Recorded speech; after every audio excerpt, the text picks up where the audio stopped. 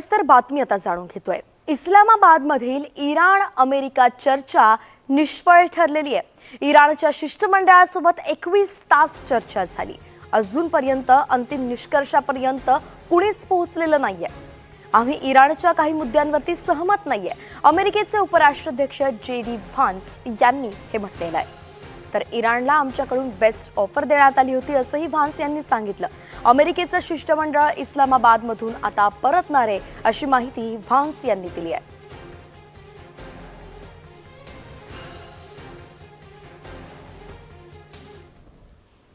We talked about all those issues, Jen, and we talked about a number of issues beyond that, and so certainly those things came up. But again, we just could not get to a situation where the Iranians were willing to accept our terms. I think that we were quite flexible, we were quite accommodating. The president told us, you need to come here in good faith and make your best effort to get a deal. We did that, and unfortunately, we weren't able to make any headway. Yeah, obviously we were talking to the president consistently. I don't know how many times we talked to him, a half dozen times, a dozen times over the past 21 hours. We obviously also talked to Admiral Cooper, to Pete, to Marco, to the entire national security team. We talked to Scott Bessent a number of times. So look, we were constantly in communication with the team because we were negotiating in good faith. And we leave here with a very simple proposal, a method of understanding that is our final and best offer. We'll see if the Iranians accept it. Thank you. तर ही सगळी जी चर्चा झाली त्यावरती निवृत्त colonel Satish Dhage यांनी काय प्रतिक्रिया दिली आहे पाहूयात।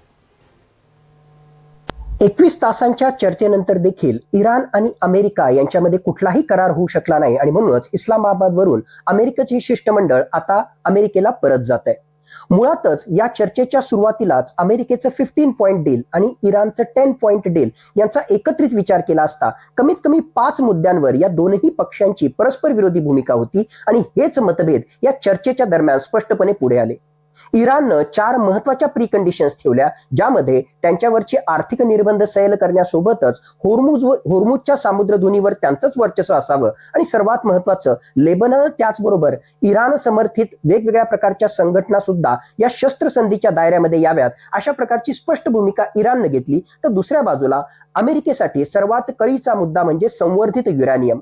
अमेरिकेनं हे युद्धच मुळात इराणनं अण्वस्त्र धारण करू नये यासाठी सुरू केलं होतं, म्हणून संवर्धित युरेनियम याच्याशी संबंधित योग्य बंदोबस्त लावावा आणि त्याच्याशी संबंधित इराणनं काही महत्वाचं कमिटमेंट करावं अशी अपेक्षा अमेरिकेला इराणकडून होती। परंतु इराणनं अशा प्रकारचे कुठलाही एक प्रकारे शाश्वती देण्यासाठी नकार त्या ठिकाणी दिला आणि अशा प्रकारचं ॲश्युरन्स न मिळाल्यामुळेच अमेरिकेनं सुद्धा तडकाफडकी या चर्चेमधून बाहेर निघण्याचा निर्णय घेतला।